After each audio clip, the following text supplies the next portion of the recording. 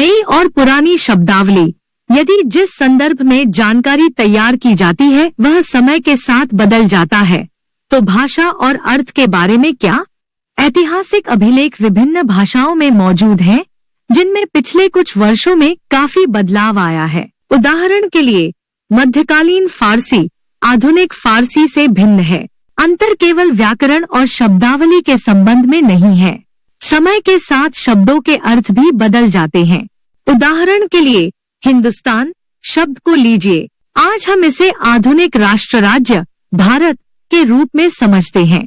जब इस शब्द का प्रयोग 13वीं शताब्दी में फारसी में लिखने वाले इतिहासकार मिन्हाज-ए-सिराज द्वारा किया गया था, तो उनका मतलब पंजाब, हरियाणा और गंगा और यमुना के बीच की भूमि से था।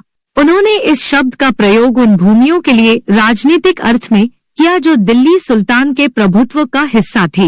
इस शब्द में शामिल क्षेत्र सल्तनत की सीमा के साथ बदलते गए, लेकिन इस शब्द में कभी भी दक्षिण भारत शामिल नहीं था। इसके विपरीत 16वीं शताब्दी की शुरुआत में बाबर ने हिंदुस्तान का इस्तेमाल किया उपमहाद्वीप के निवासियों के भूगोल, जीव जंतु और संस्कृति का वर्णन करना। जैसा कि हम अध्याय में बाद में देखेंगे, यह कुछ हद तक 14वीं सदी के कवि अमीर खुसरो द्वारा हिंद शब्द के इस्तेमाल के समान था, जबकि भारत जैसी भौगोलिक और सांस्कृतिक इकाई का विचार अस्तित्व में था। हिंदुस्तान शब्द का वह राजनीतिक और राष्ट्रीय अर्थ नहीं था जो हम आज इसके साथ जोड़ते हैं। आज इतिहासकारों को अपने द्वारा उपयोग किए जाने वाले शब्दों के प्रति सावधान रहना होगा, क्योंकि अतीत में उनका मतलब अलग अलग होता था।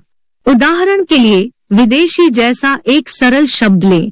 आज इसका प्रयोग ऐसे व्यक्ति के लिए किया जाता है जो भारतीय नहीं है। मध्यकाल में विदेशी कोई भी अजनबी होता था जो किसी दिए गए गांव में दिखाई देता था, कोई ऐसा व्यक्ति जो उस समाज या संस्कृति का हिस्सा नहीं था। हिंदी में परदेसी शब्द का इस्तेमाल ऐसे व्यक्ति का वर्णन करने के लिए किया जा सकता है, और फारसी में अजनबी इसलिए एक शहरवासी ने एक वनवासी को विदेशी माना होगा, लेकिन एक ही गांव में रहने वाले दो किसान थे, एक दूसरे के लिए विदेशी नहीं, भले ही उनकी धार्मिक या जातीय पृष्ठभूमि अलग अलग रही हो।